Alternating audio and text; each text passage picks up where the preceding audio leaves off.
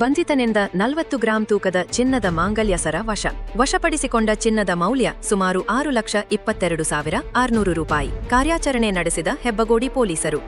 ಬೆಂಗಳೂರಿನ ಹೆಬ್ಬಗೋಡಿ ಪೊಲೀಸ್ ಠಾಣಾ ವ್ಯಾಪ್ತಿಯಲ್ಲಿ ನಡೆದಿದ್ದ ಸರಗಳ್ಳತನ ಪ್ರಕರಣವನ್ನು ಪೊಲೀಸರು ಯಶಸ್ವಿಯಾಗಿ ಭೇದಿಸಿದ್ದಾರೆ. ಕಳೆದ ಫೆಬ್ರವರಿ 2ರಂದು ಸಂಜೆ ಕಾಚನಾಯಕನಹಳ್ಳಿಯ ಶ್ರೀ ಬಾಲಾಜಿ ಶುದ್ಧ ನೀರಿನ ಘಟಕದ ಬಳಿ ಮಹಿಳೆಯೊಬ್ಬರು ತಮ್ಮ ಮಕ್ಕಳೊಂದಿಗೆ ನಡೆದುಕೊಂಡು ಹೋಗುತ್ತಿದ್ದಾಗ ಹಿಂಬದಿಯಿಂದ ಬಂದ ಅಪರಿಚಿತ ವ್ಯಕ್ತಿಯೊಬ್ಬರು ಅವರ ಕೊರಳಲ್ಲಿದ್ದ 40 ಗ್ರಾಂ ಚಿನ್ನದ ಸರವನ್ನು ಕಿತ್ತು ಪರಾರಿಯಾಗಿದ್ದರು. ಪ್ರಕರಣ ದಾಖಲಿಸಿಕೊಂಡ ಹೆಬ್ಬಗೋಡಿ ಪೊಲೀಸರು ತನಿಖೆ ಕೈಗೊಂಡು ಖಚಿತ ಮಾಹಿತಿಯ ಮೇರೆಗೆ ಕಾಚನಾಯಕನಹಳ್ಳಿಯ ಸರ್ಕಾರಿ ಶಾಲೆ ಬಳಿ ವ್ಯಕ್ತಿಯೊಬ್ಬನನ್ನು ವಶಕ್ಕೆ ಪಡೆದಿದ್ದರು. ವಿಚಾರಣೆಯ ವೇಳೆ ಆತನು ಕಾನೂನು ಸಂಘರ್ಷಕ್ಕೆ ಒಳಗಾದ ಬಾಲಕ ಎಂದು ತಿಳಿದುಬಂದಿದ್ದು ಕೃತ್ಯವೆಸಗಿರುವುದನ್ನು ಒಪ್ಪಿಕೊಂಡಿದ್ದಾನೆ.